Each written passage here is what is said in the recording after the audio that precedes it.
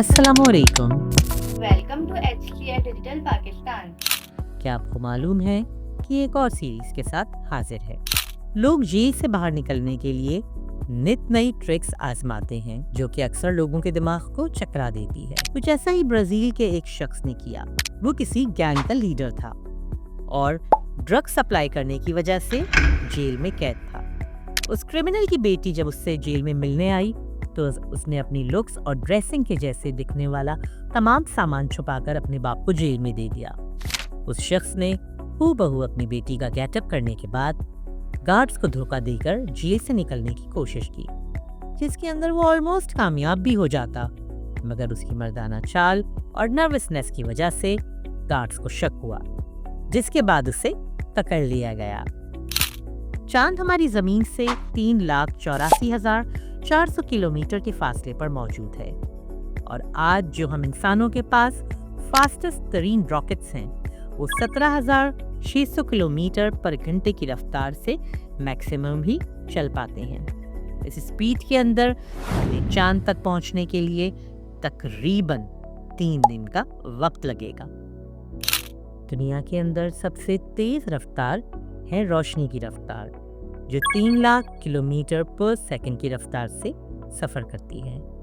अगर इस हिसाब से देखें तो स्पीड ऑफ लाइट को फ्यूचर के अंदर किसी तरह से हासिल कर पाए तो सिर्फ 1.25 सेकंड के अंदर हम ज़मीन से चांद पर होंगे और इतने ही टाइम पर हम चांद से ज़मीन पर होंगे।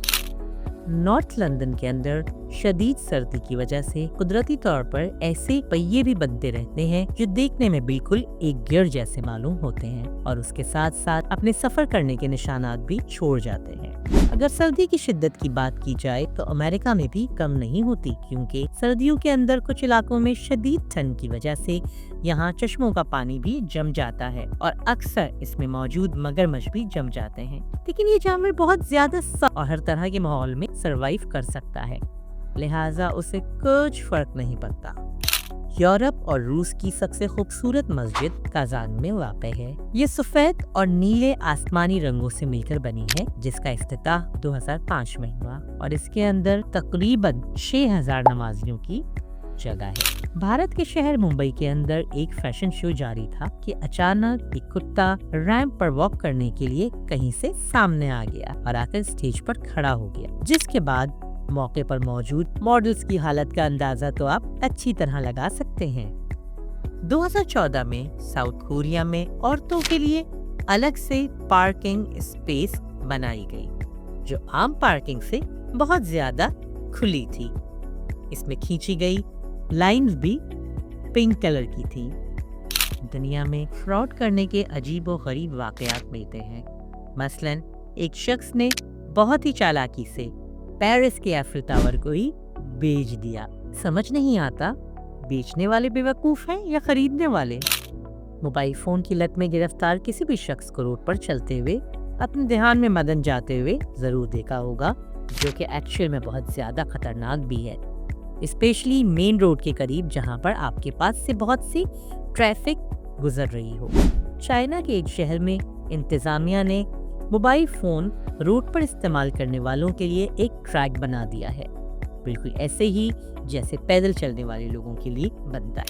जर्मनी की BMW कंपनी ने 2 साल की मेहनत के बाद आखिरकार एक ऐसी बाइक तैयार कर ली है जो खुद ब खुद ड्राइव करती है और उसका नाम रखा गया है GS 12,000।